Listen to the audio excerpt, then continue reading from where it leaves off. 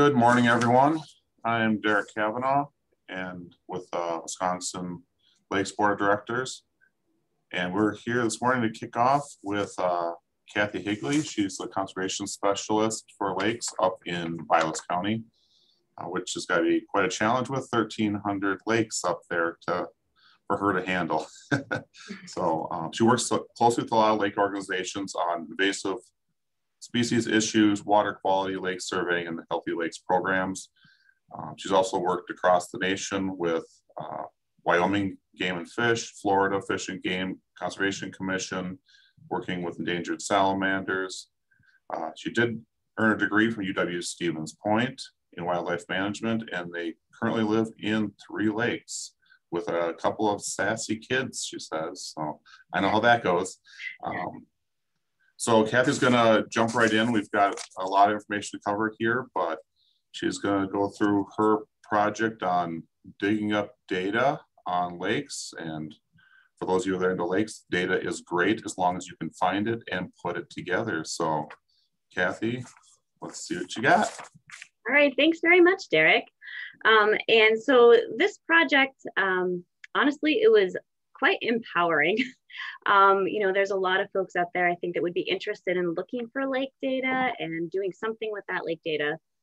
But it's not always real straightforward. So I just wanted to highlight our process, and maybe if it's something you guys are interested in following or looking at, copying our model, that's what we're here to do, kind of give some inspiration. Okay. There we go. So what are we up to here anyway?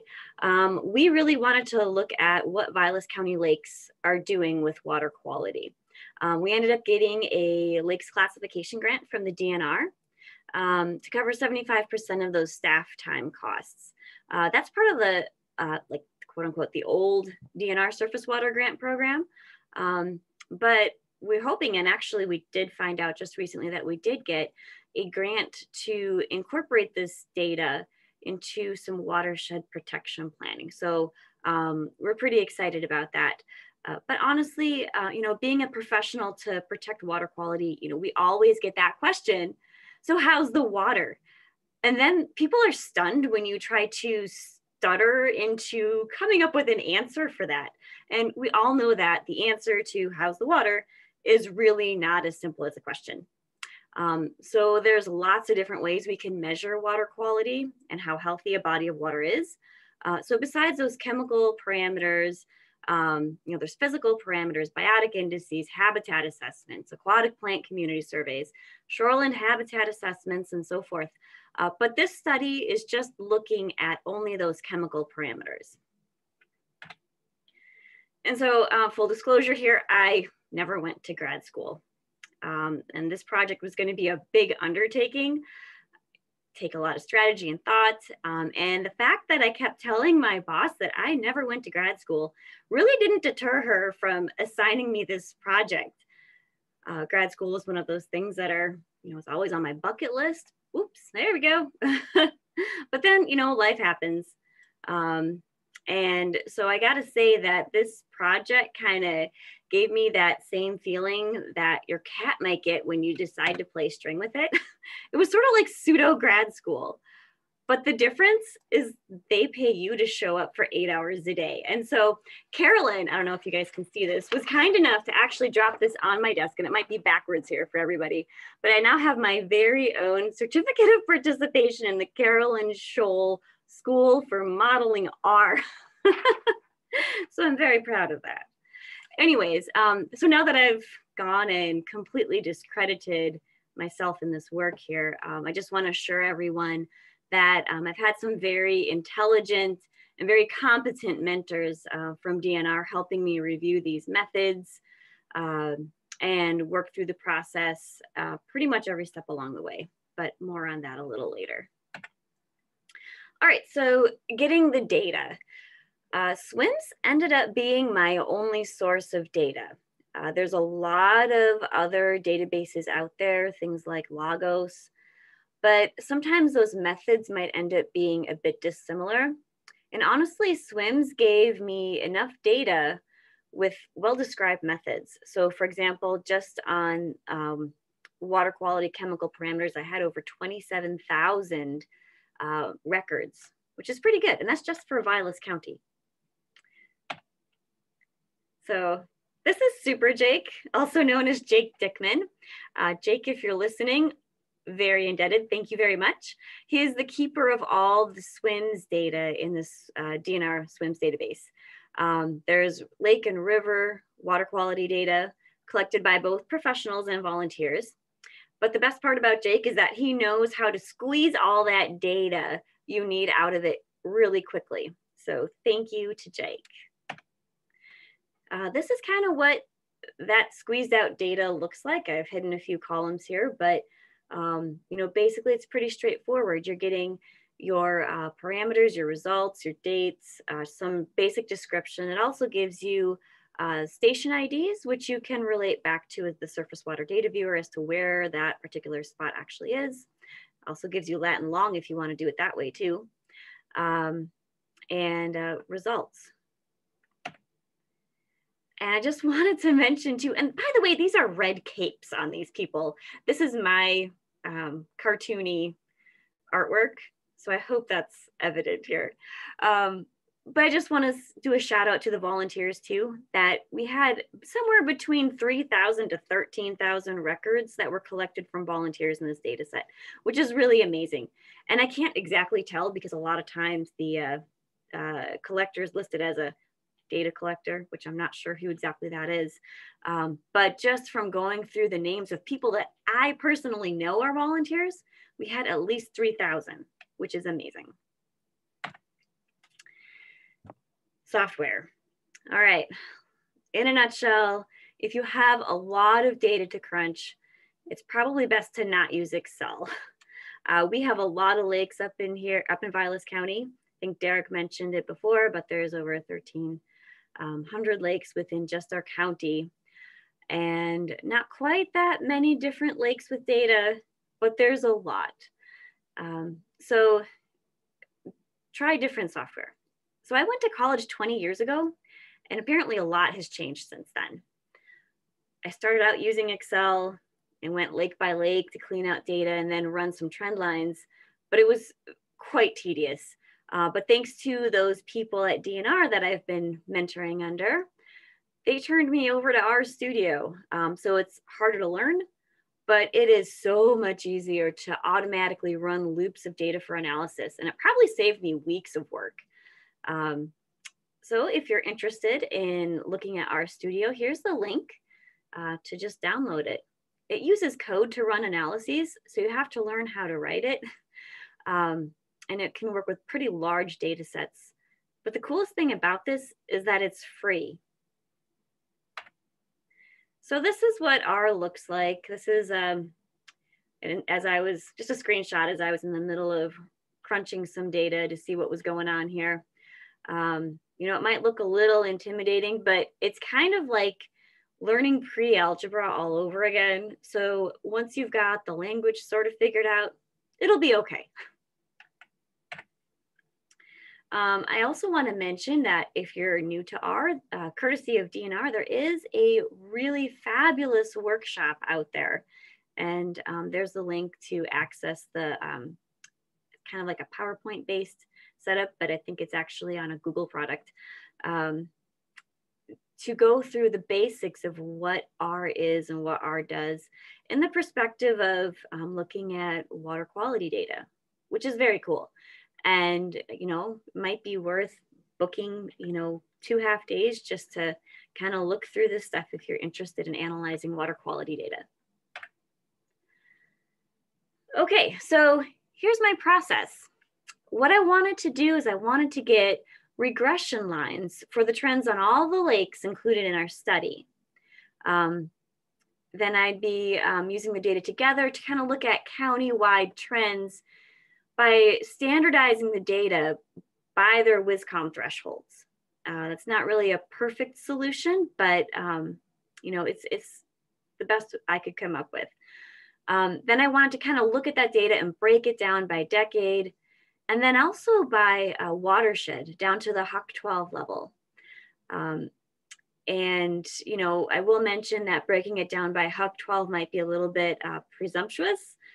There's a lot more going on in a watershed than just lakes. There's lots of streams, there's wetlands. You know, we might look at that later down the road. Anyway, so I filtered the data by its parameter, for example, like total phosphorus. I plotted the regression lines per individual lakes, so looking at it per water body identification code, or WBIC, and then compared those regression line slopes by how many years of data were on record. I also looked at filtering by the parameter, so again, looking at things like total phosphorus, and then standardizing the results by dividing it by its 2020 WSCOM aquatic life criteria, so for total phosphorus and chlorophyll A. And then I plotted that regression line per decade and per HUC 12. And then I'm looking at that slope for trends. So I will mention that when you do this, your data, and especially your residuals, should be normally distributed. You can check that with histograms. Honestly, not all of our data were normally distributed. So we'll talk a little bit more about those caveats later though. All right, when you get your data download from SWIMS, you're gonna have to do some cleaning. So using all the data available to you might be like your 12-year-old attempt to stuff your bedroom mess into your closet and calling it clean. The door was really hard to shut and your mom found it out 3 hours later and made you do it again. So cleaning the data is really important, and it takes the longest of any part of this process. You don't have to do this my way, but here's the basic idea of how I went to clean out the data. And it's useful to have a bit of a process as you clean out your data, so that if you find something that you missed halfway through, you know what like filters you've sent your data through already, so you can go ahead and kind of replicate that. Okay, so I looked at using only samples from the deep holes of lakes. I only took data that was between 2 to 6 feet deep, which is the same as 2 meters. I removed any duplicate and blank samples. I considered lab and field comments. So if there was something that was going on that might discredit the data, for example, I know that when at least one instance, the State Lab of Hygiene saw a cooler failure. So I definitely didn't want to include data, especially from chlorophyll A in that instance. You got to consider non-detect data. When you get that back from SWIMS, it just has a blank field, and R doesn't really like that. So you got to consider how you're going to look at that. Is that going to be half of your level of detection, or maybe it's going to be a 0 or something different? I personally decided to just call it 0 and just was consistent. There's always going to be a little bit of error in that.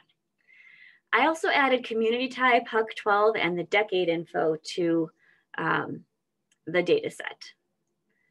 And I also wanted to make sure that we had at least 5 years of data per lake. Now, when it comes to total phosphorus and chlorophyll A, we had some pretty good data sets. So I put some additional cleaning items on there for them. So I wanted to take samples only between June 1st to September 30th. That way I'm not hitting any lake turnover events. I wanted to make sure we had 5 or more years of data per decade. That is so I could look at individual decades throughout time. I also wanted to make sure I had data in the first half of that decade and the second half of that decade. I also wanted to mention that chlorophyll A methods are not all made the same here. So the only chlorophyll A methods I used in this particular analysis are listed there, 32211 and 99717. Okay. When you go through your data, it's probably best to not just go and delete data, just indicate whether you're going to use it or not. And I just assigned things a 0 or a 1 and gave a reason if I was not including data.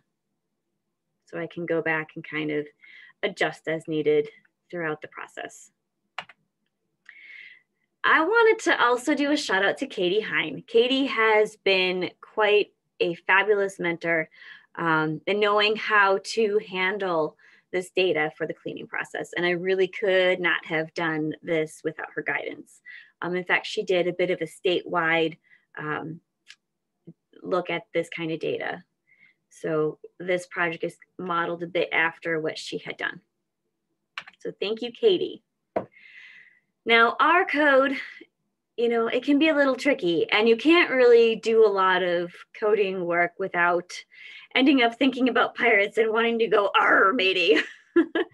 So here's just an example of what they call in R a for loop that was analyzing the data by individual WBICs. So we're looking at doing a loop for individual WBICs. We're making a sub data set by that WBIC per its unique ID. We're doing a linear model of that result amount, say for total phosphorus, by date. Okay. And then we're making a scatter plot of that data and giving it labels. We're creating a regression line of that linear model. And we're printing all these coefficients so we can look at them.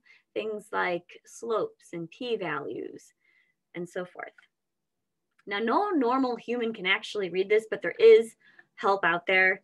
And a lot of these DNR folks are very handy at reading and writing this R code. So I couldn't get a good picture of Justin, but Justin Chenevert actually should be getting 2 red capes here. He has been so helpful, and his gift at writing R code is amazing. So I probably spent about 4 hours with Justin, you know, in 2 separate WebEx meetings, and probably emailed him twice, and I was able to get pretty much all the R code I needed for this analysis. So thank you so much, Justin. So let's just take a quick look here. How is the water in Vilas County? Here's our total phosphorus info. So we ran those scatter plots and the regression lines, and we have it plotted by total phosphorus in milligrams per liter through time. And as you see, that date axis is our x-axis. Now, when we ended up looking at the slope, this is Little Portage Lake, the slope had a lot of zeros in it. So 0.000002934 milligrams per liter. That might seem pretty darn insignificant, but when you do some deeper digging into this, we find that those slopes in R are reported per day. So that's how many milligrams per liter are added to Little Portage Lake per day. Also, I want to mention too that we'd probably gonna want to convert this to micrograms per liter, because that is how our WSCOM standards are set up for total phosphorus. So if we multiply that slope by 1,000, we end up with 0.002934 micrograms per liter per day. Now, if we kind of look at that on a yearly basis, let's multiply that by 365 days per year. Now we end up with 1.07 micrograms per liter per year. And if we kind of kick that out to 10 years, we're looking at 10.7 micrograms per liter every 10 years, which I might argue is something that might pick up my attention. So again, Little Portage Lake is a shallow lowland drainage lake. So its total phosphorus aquatic life criteria is 40 micrograms per liter. So if we're looking at this kind of trend, like I said, it might pick up a little bit of attention. Now, does this really mean that it's going to be adding, you know, 40 micrograms of phosphorus, total phosphorus in 40 years? Probably not. You know, this is a linear regression model, and I would like to say that if we're going to be predicting what's going to be happening, you know, I wouldn't really use this model, but it gives us a good comparison for what's happened and to compare our lakes to each other. right, so let's take a look at another one. Amik Lake is a shallow lowland drainage lake, and it had another steeply increasing trend of, well, 3.866 times 10 to the negative 6, which really translates into 14.1 micrograms per liter for every 10 years. And that blue line there is actually the total phosphorus aquatic life criteria. So we're seeing that it is on a pretty steep increasing trend here. Now, not all lakes had steep increasing trends in total phosphorus, but I only have time to highlight a couple here. So if we look at all the different slopes I was able to run, I could look at 88 different lakes once I cleaned out all that data. Any slopes that were above zero had increasing total phosphorus trends, and slopes that had decreasing total phosphorus trends were below zero. So we ended up with 34 lakes that showed decreasing total phosphorus trends and 54 lakes that showed increasing total phosphorus trends. But as we see here on this chart, the more years of data you have collected, the closer those dots end up to zero, which might give some sort of indication that these things could change over time. All right, so if we look at all the data together within Vilas County, and we take that as a ratio of its total phosphorus WSCOM criteria, because we have different community types included in this data set, we're looking at a slightly increasing trend, which over 10 years would equate to 1.28 micrograms per liter, like I said, every 10 years, which is a pretty low rate in my mind.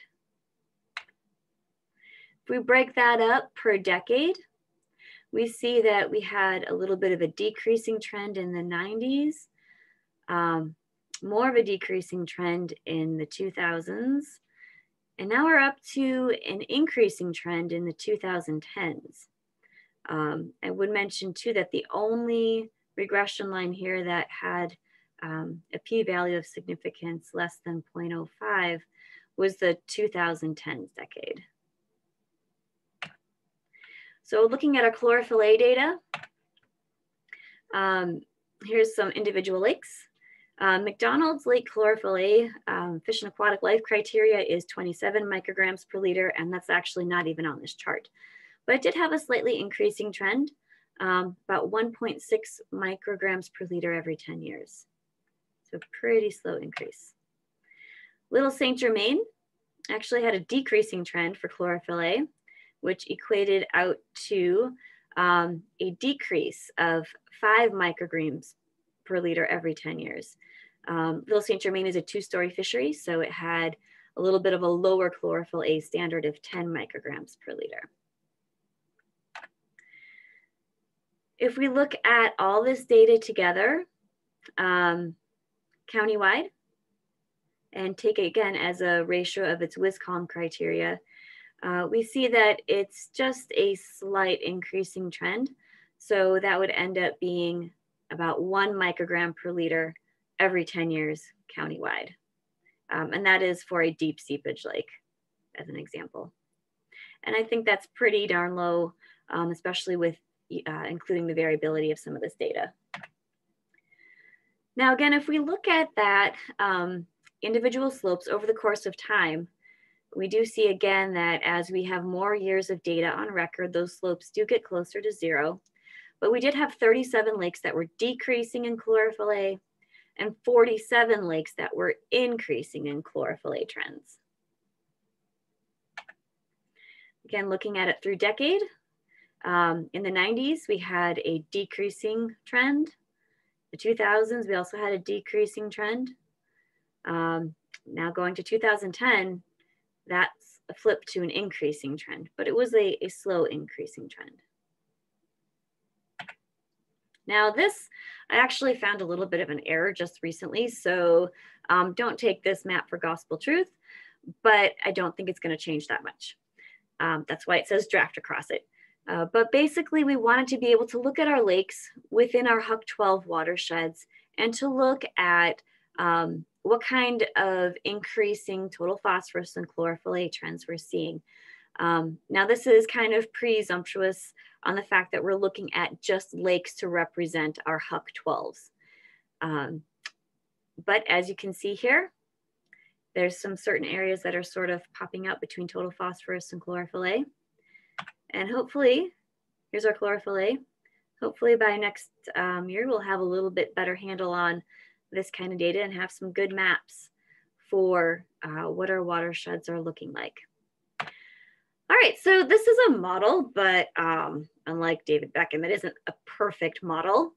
Linear regression is an easy way to analyze things and make our data comparable.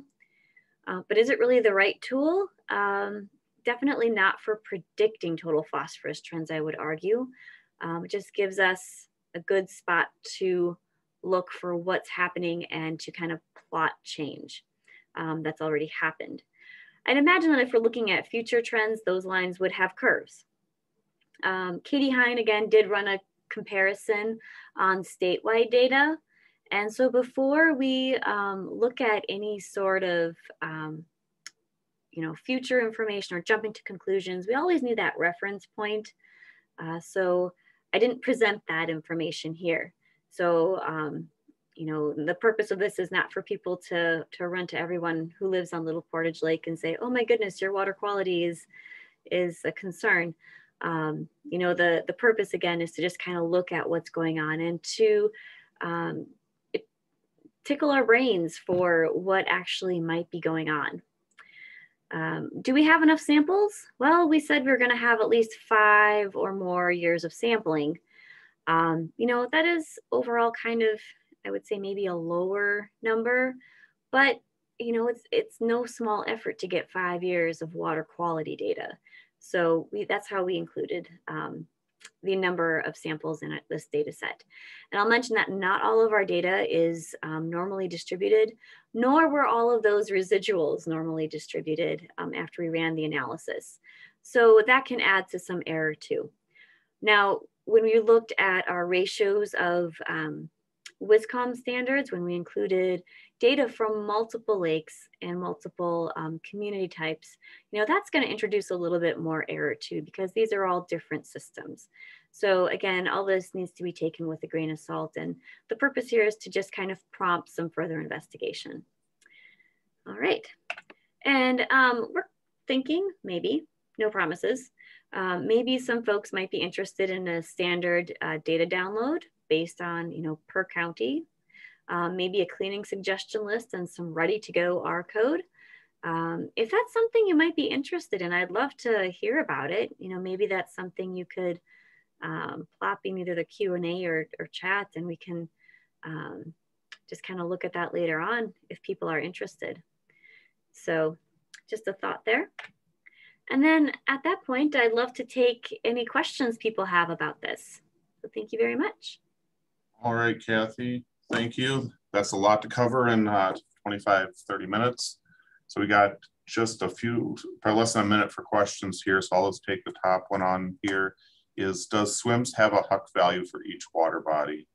Good question. No, that wasn't anything that I found in the data download. So what I had to do initially was go through every lake that was included in the data set and just locate it. And I have a HUC 12 layer in our countywide data set.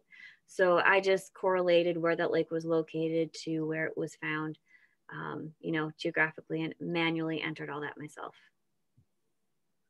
All right, we're at the end of our time, so we're going to have to hold off here, but you can contact Cathy directly. Her information is on the screen. Otherwise, these presentations will be available later, upload to YouTube. It'll take them a little bit of time to get those up there.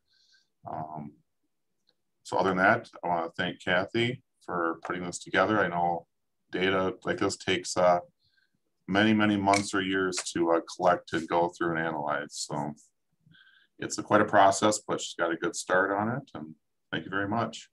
All right, thank you.